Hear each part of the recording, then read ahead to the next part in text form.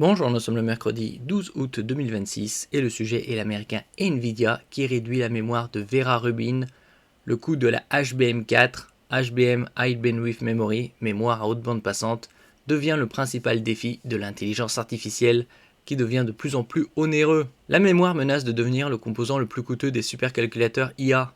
Nvidia avait revu à la baisse la configuration mémoire de certaines versions de sa future plateforme Vera Rubin qui succède à Blackwell, afin de limiter l'explosion des coûts liés à la HBM4 High Bandwidth Memory, mémoire à haute bande passante. D'après une analyse de GF Securities, la mémoire pourrait représenter jusqu'à 29% du coût total d'une baie Vera Rubin, un niveau inédit dans l'industrie des accélérateurs IA. Cette décision illustre un changement majeur. Pendant des années, le GPU, Graphic Processing Unit, était le composant le plus cher d'un système de calcul. Désormais, la mémoire devient presque aussi stratégique que la puce elle-même. La HBM4 est devenue le goulot d'étranglement. La HBM4 constitue l'évolution de la mémoire HBM3E utilisée par les accélérateurs Blackwell, la génération précédente. Elle offre une bande passante nettement supérieure et une capacité accrue, indispensable pour entraîner et exécuter des modèles d'intelligence artificielle toujours plus volumineux. Le problème est que cette mémoire est extrêmement complexe à produire. Elle nécessite des puces DRAM empilées verticalement, des interconnexions TSV, Through Silicon Via, un packaging avancé et des interposeurs en silicium de grande taille. Chaque étape réduit les rendements de fabrication et augmente les coûts.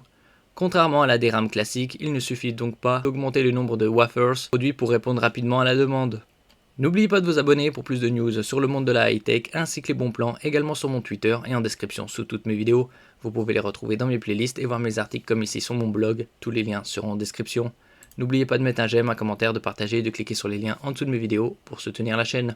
Réduire la mémoire peut être plus rentable que produire davantage. Selon le rapport, Nvidia préférerait diminuer la quantité de HBM4 sur certaines configurations plutôt que d'augmenter encore le coût des systèmes. Ce choix peut sembler paradoxal, mais il répond à une logique économique. Dans de nombreuses charges de travail d'inférence, la quantité de mémoire installée n'est pas toujours le facteur limitant.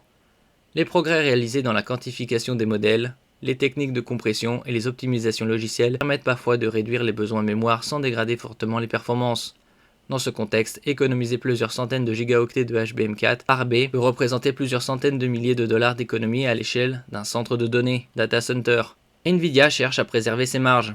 Cette évolution montre également que même Nvidia ne peut plus ignorer la hausse des coûts de la mémoire, qui est stratosphérique, sur l'année passée. L'entreprise avait anticipé une partie des tensions en signant très tôt des contrats d'approvisionnement de longue durée avec les principaux fabricants de mémoire, notamment SK Hynix, le sud-coréen. Malgré cela, l'explosion de la demande et la capacité limitée de production de HBM4 continuent de peser sur les coûts.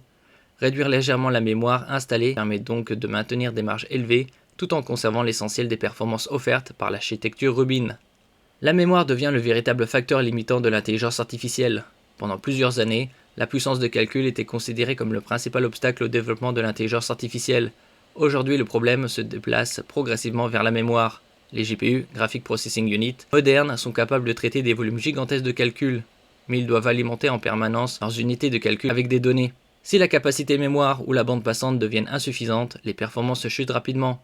Cette situation explique pourquoi les fabricants investissent autant dans les nouvelles générations de HBM que dans les GPU eux-mêmes. Une conséquence directe pour toute l'industrie.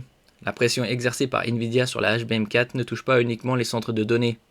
Les mêmes fabricants produisent également de la DDR5, la LPDDR et d'autres mémoires utilisées dans les PC, les smartphones et les serveurs classiques. Lorsque davantage de capacités de production sont consacrées à la HBM, les autres segments voient leur approvisionnement se tendre et leur prix augmenter. Cette dynamique est déjà visible sur le marché, où plusieurs fabricants et analystes anticipent une période prolongée de prix élevés pour les mémoires avancées. L'optimisation logicielle devient aussi importante que le matériel. Cette décision montre également une évolution dans la conception des infrastructures IA.